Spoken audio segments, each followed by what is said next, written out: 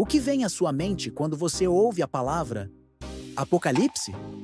Fim do mundo? Um asteroide em chamas? Caos, anarquia e desespero?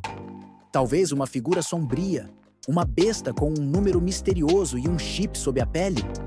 Por séculos, este livro tem sido uma fonte inesgotável de fascínio e, para muitos, de puro terror. Ele tem sido mal interpretado, distorcido e usado para instigar medo e pânico, alimentando teorias da conspiração e visões catastróficas que pouco se alinham com sua verdadeira mensagem. E se eu te dissesse que a maior parte do que você sabe, ou pensa que sabe, sobre o último livro da Bíblia, está fundamentalmente errada? Que a riqueza de seu simbolismo e a profundidade de sua esperança foram ofuscadas por uma leitura superficial e alarmista? O Apocalipse não foi escrito para te assustar. Ele foi escrito para te preparar, para te consolar e para te revelar a soberania divina sobre a história. A palavra grega original, apocalipsis, não significa destruição ou catástrofe, como muitos imaginam. Seu significado real é revelação, o ato de remover o véu para mostrar o que está escondido. É um convite para olhar por trás da cortina da história e ver a realidade como Deus a vê, compreendendo seu plano redentor que se desenrola desde a criação até a consumação final. É um livro que, em seu cerne, oferece uma mensagem de esperança inabalável para aqueles que perseveram na fé, mesmo em meio às maiores tribulações. Para entender verdadeiramente o Apocalipse, precisamos despir-nos de preconceitos e mergulhar em seu contexto histórico e cultural, permitindo que o próprio texto revele seus mistérios.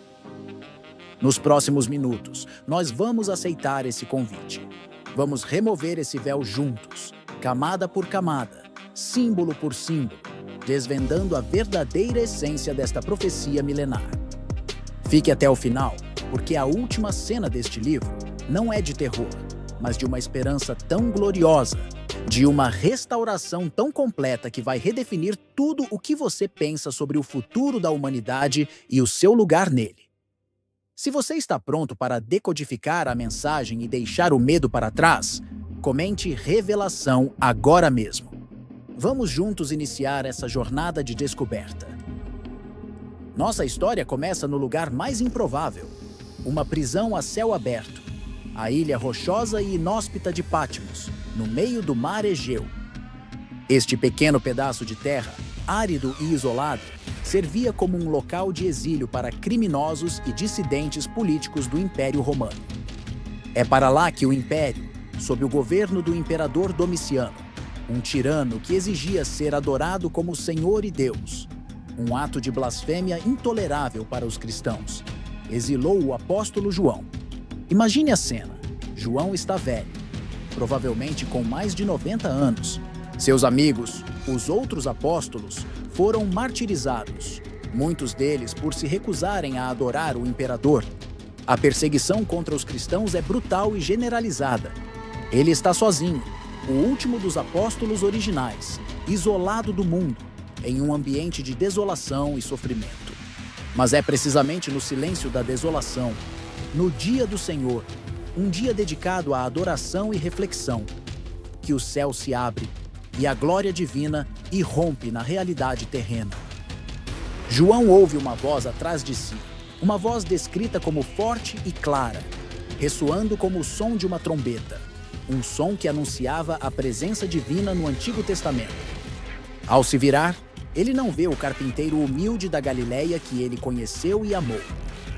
Ele vê o Cristo cósmico, o Rei glorificado, o juiz soberano do universo, em toda a sua majestade e poder. A descrição é avassaladora, cada detalhe carregado de um simbolismo profundo, ecoando profecias e imagens do Antigo Testamento, especialmente dos livros de Daniel e Ezequiel. Seus cabelos são brancos como a mais pura lã, simbolizando sua sabedoria eterna, sua pureza imaculada e sua antiguidade. Aquele que é o ancião de dias do livro de Daniel, que existia antes de todas as coisas. Seus olhos são como chamas de fogo consumidoras, capazes de penetrar a alma, discernir as intenções mais profundas do coração humano e julgar com perfeita justiça.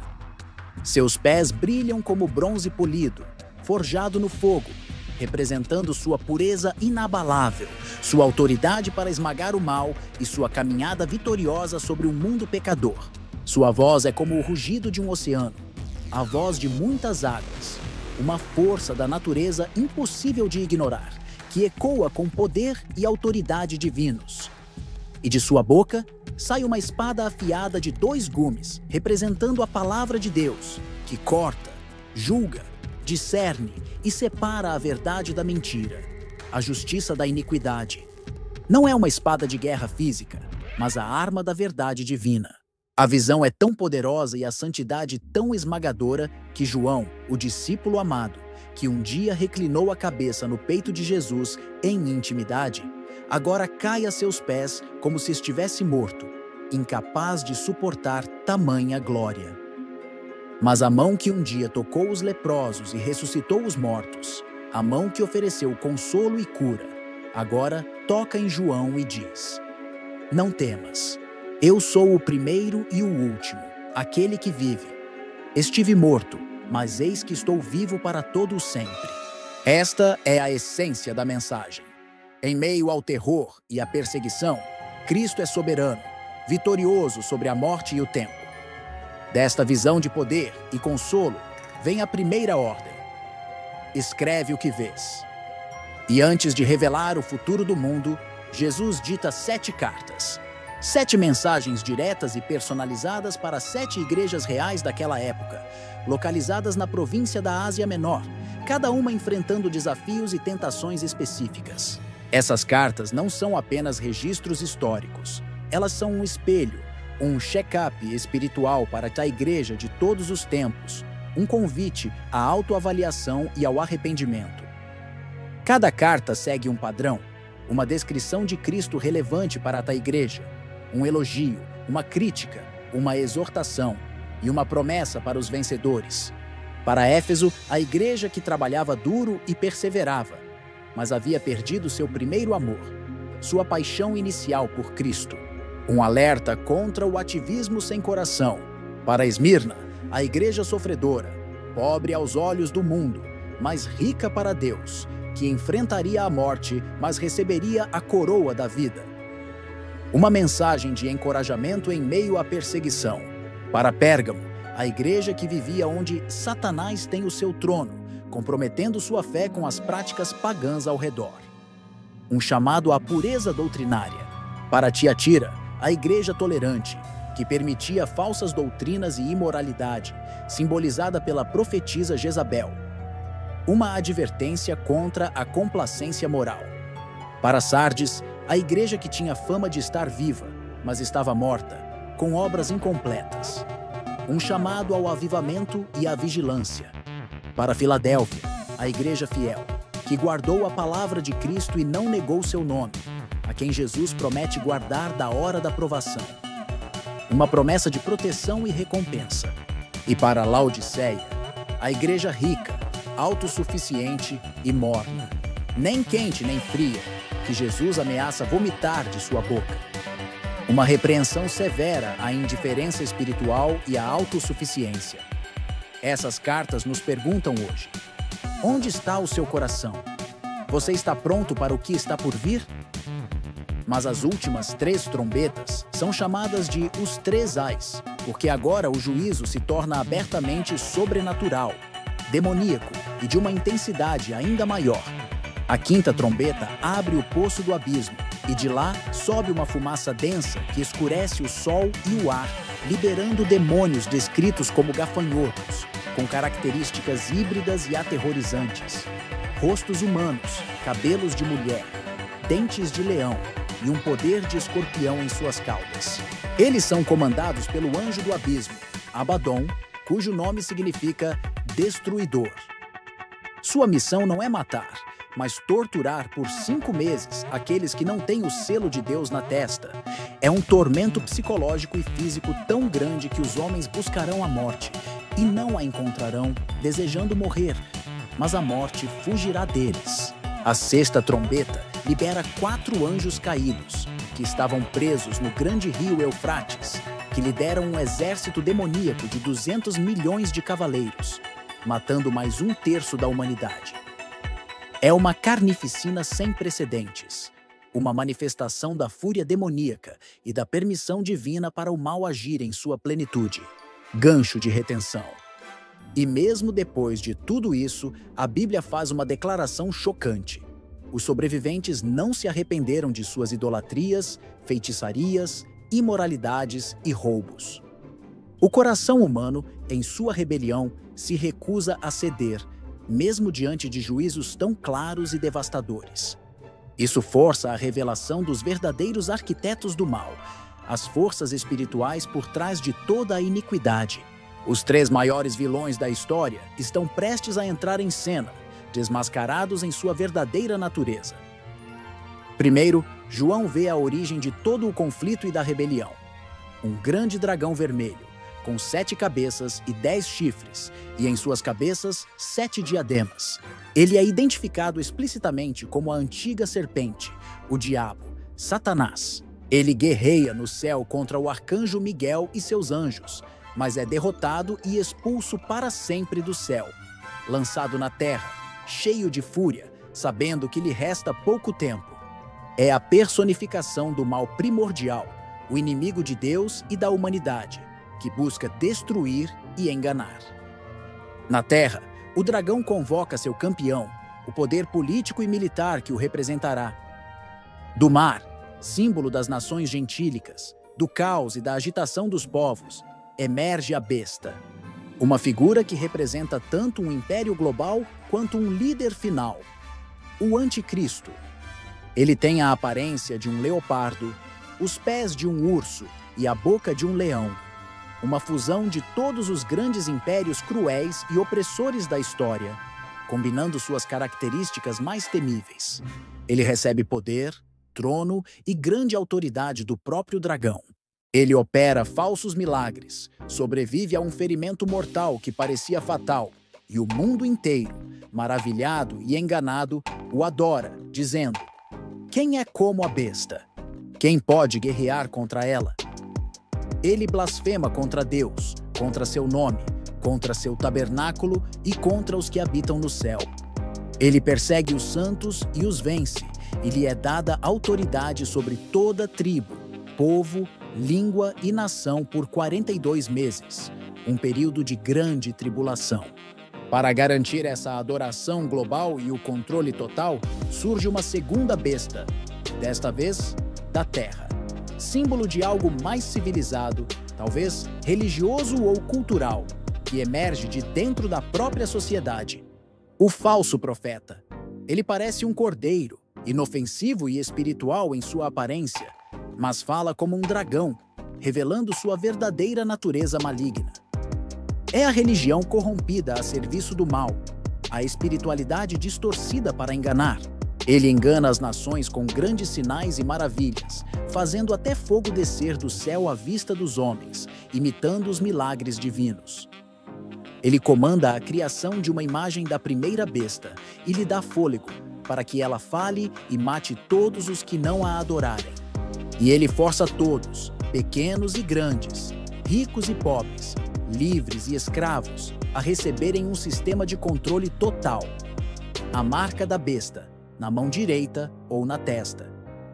O número do seu nome, 666. Não se trata de um chip literal, como muitas teorias da conspiração sugerem, mas de uma declaração pública e inegável de lealdade e adoração à besta e ao seu sistema. Assim como os cristãos são selados por Deus na testa, os seguidores da besta são marcados. É uma escolha existencial de a quem você pertence e a quem você adora. Sem essa marca de aliança ao sistema da besta, ninguém poderá comprar ou vender, estabelecendo um controle econômico e social absoluto. Esta parte é crucial e a mais mal compreendida do Apocalipse. Se você conhece alguém que vive com medo de teorias da conspiração sobre a marca, clique no botão de compartilhar e envie este vídeo. Conhecimento e clareza são as melhores armas contra o pânico e a desinformação. ajude-nos a espalhar a verdade. Em meio a toda essa escuridão e opressão, a justiça divina não tarda. João vê a queda do grande sistema mundial de comércio, luxúria e religião corrompida, simbolizado pela cidade da Grande Babilônia. Ela é descrita como a mãe das prostitutas e das abominações da terra, embriagada com o sangue dos santos e das testemunhas de Jesus. Sua queda é repentina e completa, em uma única hora, e é lamentada pelos reis e mercadores da terra que se beneficiaram de sua opulência e corrupção. É o colapso de toda a estrutura de poder e engano que se opôs a Deus. E então, o céu se abre pela última vez. A espera acabou. A intervenção divina é final e decisiva. Surge um cavalo branco, mas este não é o impostor do primeiro selo, o cavaleiro da falsa paz. Este é o verdadeiro Rei dos Reis e Senhor dos Senhores, Jesus Cristo, vindo em glória e majestade. Seu nome é fiel e verdadeiro, e ele julga e guerreia com justiça. Seus olhos são como chamas de fogo, e em sua cabeça há muitas coroas, simbolizando sua soberania absoluta. Ele está vestido com um manto salpicado de sangue, e de sua boca sai uma espada afiada de 2 gumes, a palavra de Deus, para ferir as nações. A besta e o falso profeta reúnem todos os exércitos do mundo para a grande batalha do Armagedon, um último e desesperado confronto contra o soberano. Mas não há batalha no sentido de um combate equilibrado. Há uma execução. Com uma única palavra do rei, seus inimigos são vencidos.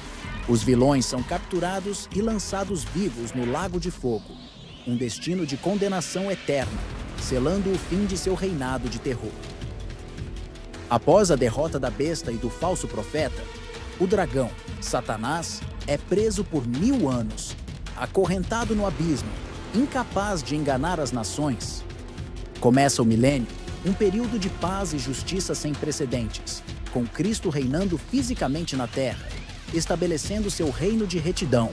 Após os 1000 anos, Satanás é solto por um breve momento para um último e fútil ato de rebelião, reunindo as nações para uma batalha final. Mas ele é derrotado para sempre por fogo, que desce do céu e é lançado também no lago de fogo, juntando-se à besta e ao falso profeta, onde serão atormentados dia e noite, para todo o sempre. É o fim definitivo do mal e de seu instigador. E então, o julgamento final. O grande trono branco. A terra e o céu fogem da presença do juiz, revelando a magnitude de sua santidade. Todos os mortos, de todos os tempos, grandes e pequenos, ressuscitam para prestar contas de suas vidas diante de Deus. Os livros são abertos e cada um é julgado segundo as suas obras. É um momento de perfeita justiça, onde cada ação, cada pensamento é exposto à luz divina. Após as cartas, uma porta se abre no céu. O que João vê é a sala de controle do universo, o centro de comando onde o destino da criação é selado. Arrebatado em espírito, João é levado diante de um trono majestoso. Ele não descreve quem está sentado, mas a glória ao redor. Uma aura de luz como jaspe e sardônio, e um arco-íris de esmeralda, sinal da aliança de Deus. Do trono saem relâmpagos, trovões e vozes. Ao redor, 24 anciãos, representando o povo de Deus, e 4 seres viventes, cheios de olhos, clamam incessantemente: Santo, Santo, Santo é o Senhor Deus, o Todo-Poderoso. Na mão daquele que está no trono, há um rolo selado com 7 selos. O plano de Deus para o fim dos tempos. Um anjo pergunta: quem é digno de abrir o livro? O silêncio é total. Ninguém é achado. E João chora, pois a esperança parece perdida. Mas um ancião diz: não chores. Eis o leão da tribo de Judá. Ele venceu. João se vira, mas vê um cordeiro, como que morto, mas de pé. Jesus Cristo, que se sacrificou por amor, é o único digno. Quando ele pega o livro, o céu explode em adoração. A contagem regressiva começou. E quando tudo está consumado, quando o mal foi erradicado e a justiça foi estabelecida, Deus não reforma o velho mundo, manchado pelo pecado e pela dor. Ele cria um novo. João diz, com admiração e reverência: vi um novo céu e uma nova terra, pois o primeiro céu e a primeira terra passaram, e o mar já não existia. E a nova Jerusalém, a cidade santa, a morada dos redimidos, desce do céu, adornada como uma noiva para seu noivo, bela e gloriosa. É a consumação da história da redenção, o lugar onde Deus habitará eternamente com seu povo. E ele ouve a promessa que o coração humano sempre esperou ouvir, a voz do próprio Deus declarando com ternura e poder: eis a minha morada com os homens. Habitarei com eles, eles serão o meu povo, e eu serei o seu Deus. E limparei de seus olhos toda lágrima. E não haverá mais morte, nem pranto, nem clamor, nem dor. Porque as primeiras coisas são passadas. Eis que faço novas todas as coisas. Esta é a promessa de restauração completa, de um mundo sem sofrimento, sem pecado, onde a presença de Deus é a realidade central. Esta é a cena final. Não é o fim, mas o verdadeiro começo. Não haverá mais templo, porque o próprio Deus Todo-Poderoso e o Cordeiro serão o templo. Não haverá mais sol ou lua, porque a glória de Deus será a luz que ilumina a cidade, e a sua lâmpada é o Cordeiro. É a restauração completa de todas as coisas, a reversão de todas as consequências do pecado. A vitória não é a ausência do mal, é a presença avassaladora, gloriosa e amorosa de Deus, reinando soberanamente sobre uma criação renovada e perfeita. A mensagem do Apocalipse, no fim, não é sobre o poder do anticristo, mas sobre a soberania inabalável de Cristo. Não é sobre o terror do juízo, mas sobre a beleza da restauração e a esperança de um novo começo. Ela nos lembra que, não importa o quão escuro e caótico o mundo pareça, o Cordeiro está no trono, a justiça virá, e a vitória final já foi garantida na cruz, através do sacrifício e ressurreição de Jesus Cristo. Se este estudo completo abriu seus olhos e te trouxe clareza em vez de medo, deixe o seu like para que o YouTube mostre esta mensagem a mais pessoas que precisam ouvi-la. E inscreva-se no canal e ative o sino, porque em nosso próximo vídeo vamos analisar em detalhe as 7 cartas às igrejas e descobrir qual delas descreve perfeitamente o nosso tempo. Você não vai querer perder essa continuação crucial. Até lá, lembre-se, não tema o fim. Prepare-se para o verdadeiro começo. A revelação final é uma promessa de esperança e vitória para todos que creem.